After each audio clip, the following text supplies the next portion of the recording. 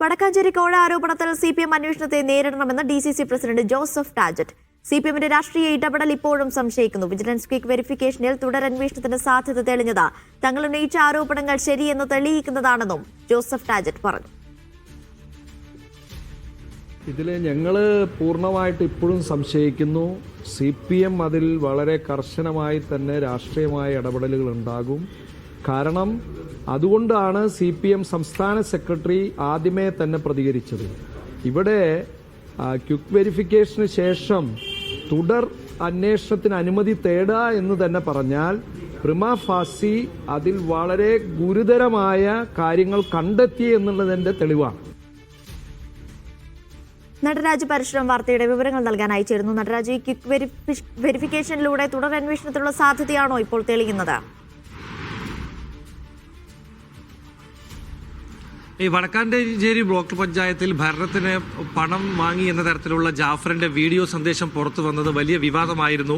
ഈ സന്ദേശം പുറത്തു വന്നതിന് പിന്നാലെ ജാഫർ അതൊരു തമാശയാണ് പറഞ്ഞതെന്ന് പറഞ്ഞ് ലഘൂകരിക്കാൻ ശ്രമിച്ചെങ്കിലും വലിയ ആരോപണ പ്രത്യാരോപണങ്ങൾക്ക് അത് വേദിയായി.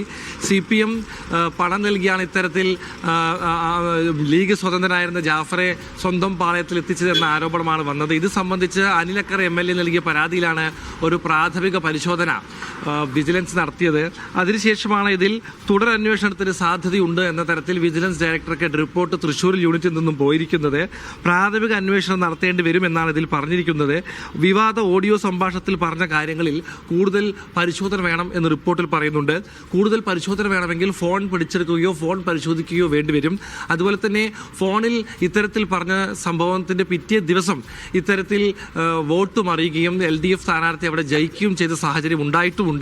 അതുകൊണ്ട് തന്നെ അന്വേഷണം നടത്തണമെങ്കിൽ അതിന് ഒരു അന്വേഷണ ഉത്തരവ് വരണം. അക്കാര്യത്തിൽ വിജിലൻസ് ഡയറക്ടർ ഒരു അന്തിമ തീരുമാനമെടുക്കണം. എന്തായാലും അന്വേഷണത്തിന് ആവശ്യമുണ്ട് എന്ന് പറഞ്ഞുകൊണ്ടാണ് തൃശ്ശൂർ യൂണിറ്റിൽ നിന്നും റിപ്പോർട്ട് പോയിട്ടുള്ളത്.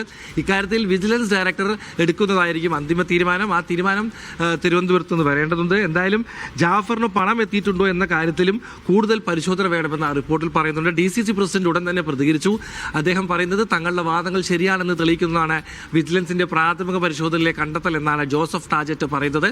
എന്തായാലും ഇതിൽ അന്വേഷണത്തിന് സാധ്യതയുണ്ടോ ഇല്ലയോ എന്നുള്ളത് വരും ദിവസങ്ങളിൽ അറിയാം.